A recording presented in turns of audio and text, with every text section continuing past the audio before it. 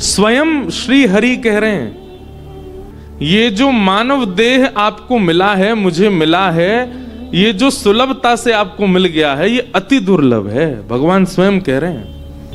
उद्धव कृष्ण संवाद श्रीमद् भागवत का इतना सुंदर है। लोगों ने कृष्ण अर्जुन संवाद सुना है, उनकी स्थिति अभी वहीं तक है। लेकिन यदि आप कृष्ण अर्जुन संवाद को अब समझ चुके हैं, बहुत समय गीता जी को दे चुके हैं, अब थोड़ा सा रुख कीजिए कृष्ण उद्धव संवाद का। आपके नेत्र नहीं, आपका रो रो रुदन करेगा, आनंद के सिंधु में डूब जाओगे। ऐसा अद्भुत है कृष्ण उद्धव संवाद। उसी कृष्ण उद्धव संवाद का एक प्रसंग है श्रीमद् भागवत में, कृष्ण उद्धव संवाद, और महाभारत में कृष्ण अर्जुन संवाद, वो गीता है। अच्छा एक बात बताएं, अर्जुन जो है उसको जो ज्ञान ठाकुर जी दे रहे हैं वो सबके पल्ले पड़ सकता है, सबके समझ आ सकता है, पर उद्धव से जो चर्चा ठाकुर जी कर रहे हैं वो सबके समझ की बात नहीं है। उसको कोई रसिक भाव वाला ही समझ सकता है। उद्धव ठाकुर जी का विद्यार्थी है, अर्जुन ठाकुर जी का विद्यार्थी है, उद्धव हमारी श्यामाजू का विद्यार्थी है, किशोरी जी का विद्यार्थी है, ब्रज की गोपियों का विद्यार्थी है। मैंने शायद अपने 9 वर्ष के पूरे कथाक्रम में 2 बार ही उद्धव गोपी संवाद कहा होगा, और रिसेंट अभी कहा था चंडीगढ़ में, 2 दिन तक चला। सब जगह कहने का विषय नहीं है, उद्धव का प्रसंग सब जगह प्रकट नहीं किया जा सकता। इसलिए भगवान ने सोचा कि उद्धव और मेरे संवाद पर लोग जाएं, उससे पहले एक बैरिकेटिंग होनी चाहिए। तो कृष्ण अर्जुन संवाद हुआ, वहीं रुक जाते हैं लोग। अभी भागवत जी पर तो आए नहीं लोग, गीता जी में ही हैं। कई लोगों को तो यही नहीं पता होता कि हमने 7 दिन इंद्रेश जी से गीता जी सुनी, वो ऐसा बोलते हैं, महाराज जी आपकी भगवत गीता बहुत अच्छी लगी। फिर मुझे लगता है ओहो, अभी पूज्य रमन रीति महाराज जी घर पधारे तो मलुक पीठ महाराज जी की कथा थी, तो महाराज जी वहां पर एक प्रसंग सुना रहे थे कि एक व्यास जी कथा करते थे, तो सारे श्रोता जो है, कोई सो जाता था, कोई उबासी लेता था, कोई पौड़ जाता था, कोई उठ के चला जाता था, तो एक व्यक्ति सबसे आगे बैठा। आगे वाले बुरा नहीं मानना, मैं आप लोगों को नहीं बोल रहा हूं, एक बात बता रहा हूं। सबसे आगे बैठा व्यक्ति वो बिल्कुल अपलक नेत्रों से और ऐसे थोड़ी पर हाथ रख के पूरी कथा सुनता। तो व्यास जी को तो तत्परता से सुनने वाला अगर मिल जाए तो व्यास जी बहुत प्रेम से, व्यास का एक ही लोभ होता है, उसको सुनने वाला मिल जाए बस। व्यास का और कोई लोभ नहीं, चाहे दुनिया के कोई व्यास हो, उनको सुनने वाला मिल जाए तो उनकी कथा अपने आप प्रकट होती है। तो व्यास जी बड़े प्रेम से सुनाए, बोले सबको हमको क्या करना है, ये तो बड़े भाव से सुनता है, पूरी भगवत गीता सुनाई। जिस दिन कथा विश्राम हुई तो व्यास जी बोले किसी की कोई जिज्ञासा हो तो पूछ लो, और किसी की क्या, सब तो सो रहे थे, वो एक ही बैठा था। उसने हाथ खड़ा किया, एक जिज्ञासा है। बोले क्या? बोले आपने प्रथम दिन कथा में एक श्लोक बोला था, और श्लोक में आपने कहा था दुग्धा गोपाल, वो श्लोक है दुग्धा गोपाल, लेकिन बोले मैंने उसका अर्थ लगाया 2 गधा, और मैं तब से ही सोच रहा हूं ये 2 गधा पहले दिन आए थे, इनका प्रसंग कब आएगा, और मैं तब से ही प्रतीक्षा कर रहा हूं ये दो गधा कब आएंगे कथा में। व्यास जी उस समय बोले दक्षिणा रूप में मेरा वध कर दो तुम। दोग्धा का मतलब दोहन करना होता है, 2 गधा नहीं होता है। बहुत अच्छे से महाराज जी सुना के गए। तो ठाकुर जी ने भी कहीं ना कहीं कृपा करने में अधिकार अनधिकार का विचार नहीं किया, लेकिन ठाकुर जी जो अपनी वाणी से कहीं कहीं कुछ सुना रहे हैं उसमें कहीं ना कहीं विचार किया कि लोग कहीं गलत अर्थ ना निकाल लें, इसलिए ठाकुर जी ने कृष्ण अर्जुन संवाद को सबके आगे रख दिया, गीता को। आप इसी को पढ़िए। लेकिन हम आपसे कहना चाह रहे हैं, यदि गीता जी का आपने अनुसंधान किया है, गीता जी को आपने बहुत समय प्रदान किया है, अब आप श्रीमद् भागवत के कृष्ण उद्धव संवाद में जाइए। अत्याद्भुत, उसी का एक श्लोक ये हम उद्घृत कर रहे हैं। मैं स्वच्छंद रूप से कृष्ण उद्धव संवाद इसलिए नहीं कहता क्योंकि बहुत समय चाहिए, और अधिकारी, क्योंकि वो पूरा ज्ञान परख है। ज्ञान से ही भक्ति का संचन, भक्ति प्रसन्न होती है, पर वो संपूर्ण ज्ञान ही है। बद्रीनाथ में हम कहते हैं कृष्ण उद्धव संवाद, पूज्य बापू पधारे थे और तब आप भी थे। बद्रिकाश्रम की कथा में बापू की भी चल रही थी व्यास गुफा के पास, तब कृष्ण उद्धव संवाद ही चल रहा था, और उसमें नवयोगेश्वर संवाद के बाद कृष्ण उद्धव संवाद। तो भगवान कहते हैं मेरी पहली कृपा क्या है उद्धव, कि मैंने मानव बनाया। ठाकुर जी कह रहे हैं मेरी अति कृपा क्या है, तब भगवान कह रहे हैं मानव होने के बाद भी एक सद्गुरु जीवन में प्राप्त हो जाए, ये मेरी अति कृपा है, ये मेरी अति कृपा है। मतलब गाड़ी तो है, इंजन भी है, टायर भी हैं, सब कुछ है, पर चलाने वाला चालक ना हो तो हम मानव तो बन गए, सब गुण संपन्न तो हैं, पर हमारे जीवन को राह दिखाने वाले एक गुरु नहीं है। हम आपसे एक प्रार्थना करते हैं, भैया एक ठौर तो पकड़ो, एक ठौर से बंध जाओ, जिसकी आज्ञा मानने में, जिसके दर्शन करते ही, जिसकी वाणी को स्वीकार करने में आपको किंचित भी संकोच नहीं होता, ऐसे गुरु का एक आश्रय तो लो। भगवान कहते हैं गुरु के प्रति समर्पण और गुरु के प्रति पूर्ण विश्वास होना, ये मेरी दूसरी कृपा है, और इसी को अति कृपा कहते हैं। कृपा, अति कृपा, और तीसरा है अति हरि कृपा। अति हरि कृपा क्या है? मयानुकूलेन न भस्वतेरितम।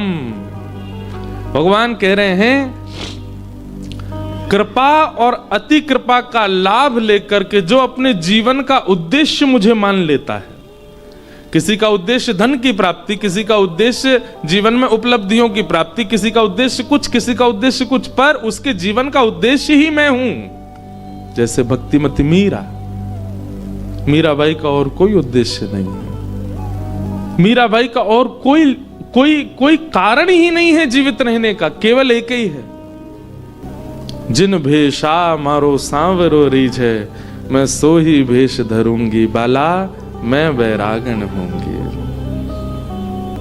अद्भुत है मीरा चरित्र। जैसे गोस्वामी तुलसीदास, उनका उद्देश्य क्या है? केवल राम प्राप्ति। भगवान कहते हैं जब उद्देश्य ही केवल मेरी प्राप्ति बन चुका है, ये मेरी अति हरि कृपा है।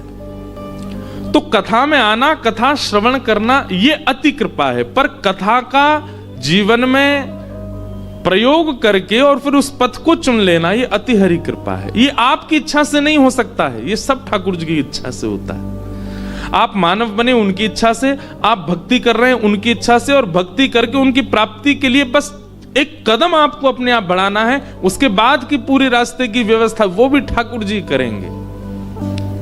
इसलिए ये अति कृपा का स्वरूप है कि आप कथा में बैठे हो, पर कथा में बैठने के बाद उस कथा का कितना अनुसंधान कर रहे हो, ये अति हरि कृपा है।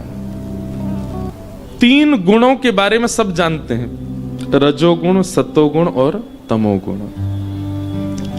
श्रीमद् भागवत में स्वयं भगवान कहते हैं ना तो रजोगुणी मेरी प्राप्ति कर सकता, ना तमोगुणी मेरी प्राप्ति कर सकता, ना सत्वगुणी मेरी प्राप्ति कर सकता। मेरी प्राप्ति में तीनों बढ़ जरूर सकते हैं, पर मेरे को प्राप्त नहीं कर पाएंगे।